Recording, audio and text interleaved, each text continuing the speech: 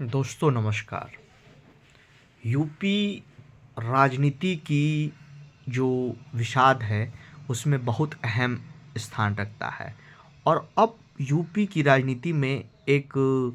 नया दौर आने वाला है।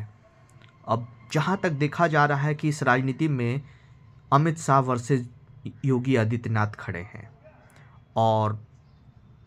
जो राजनीति होती है वो एक भविष्य की परिपाटी पे अपने आप को खुद को ऐसे लिखती है कि जहाँ पे हमेशा कुछ न कुछ बदलता रहता है, नई नई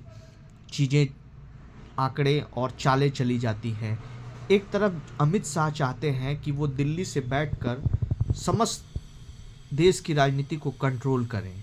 और वहीं योगी आदित्यनाथ हैं जो अपनी एक छवि के लिए जाने जाते हैं और अमित शाह एक चाणक्य की नीति को फॉलो करते हैं कि किस तरीके से पार्टी कैडर को व्यवस्थित किया जाए, किस तरीके से आगे ले जाए। लेकिन वहीं योगी आदित्यनाथ जो हैं वो अपने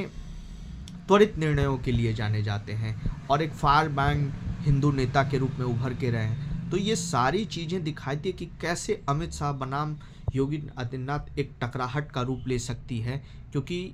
एक ऐसी चीज़ है कि जिसमें देखने लायक है कि आखिर किसकी जीत होगी। लेकिन सत्ता के गलियारों में इसकी सुगबुगाहट पहले से आ चुकी है कि अब जो भी लड़ाई होगी, नरेंद्र मोदी जब संन्यास ले लेंगे राजनीति से तो शाह बनाम योगी की ही होगी, क्योंकि भाजपा में यही दो प्रोमिनेंट लीडर हैं जो प्रधानमंत्री पद के लिए दावेदारी को प्रस्तुत कर सकते हैं। और जितने भी राजनीतिक उथल पुथल आप देख रहे हैं, चाहे जिस परिप्रेक्ष्य में आप समझना चाहें, तो वो अब इन्हीं दो नेताओं के बीच में की गई जो गोलबंदी है उसी को लेके दिखाई जा रही है। लेकिन ये सारी चीज़ें होते हुए भी हमें ध्यान रखना है कि समग्र राजनीति के क्षेत्र में जो विकास की अवधारणा है वो कहीं अवरोधित ना हो जाए, क्योंकि अल्टीमेटली उससे जो प्रदेश की जनता है और समस्त